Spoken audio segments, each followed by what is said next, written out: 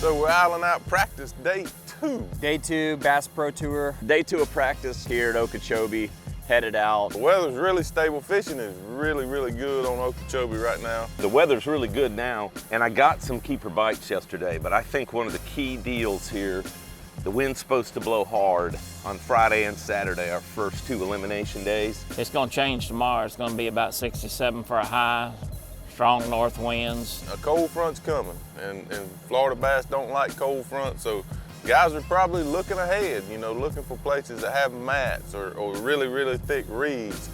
Thick cover that we can flip and punch under these cold front conditions is going to be key. So I've got wind out of the east that I feel like is going to trash the fish that I have found. So today, I don't know what the wind's going to do, but today I've got to find something that will be protected from that weather pattern. Florida fish are very affected by weather.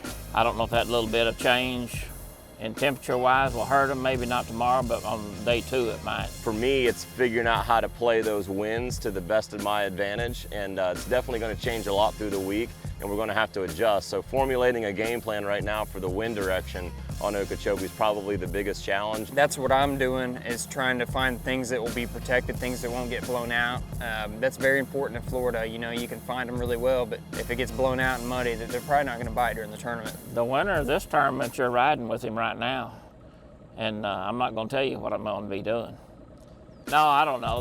The winner of the tournament, he's just going to have to change every day and have a lot of area. It's a tough deal to win one of these tournaments. We've had great conditions for practice, and that's helped guys, I think, really move around and find fish. Although you may not be able to fish them for another 4 or 5 days, I think it's helped guys move around and be able to find groups of fish to go after later in the event. And I think that's what it's going to take to win. Another issue I have, these are Florida bass. Florida strain bass are the worst in the world, especially the natural ones in Florida, different from the ones implanted other places in the South.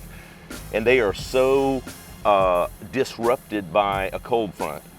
And so I'm thinking about techniques, weightless Senko, little tiny swim worm, because they don't feed following a cold front. Cold front, which can change things really quick in Florida, so to me, the winner has to be thinking ahead, putting himself in position to survive the first 2 rounds, and then he can go back to what he did in practice and catch them in the knockout and the championship round. So a lot of planning. Planning ahead is the key this week.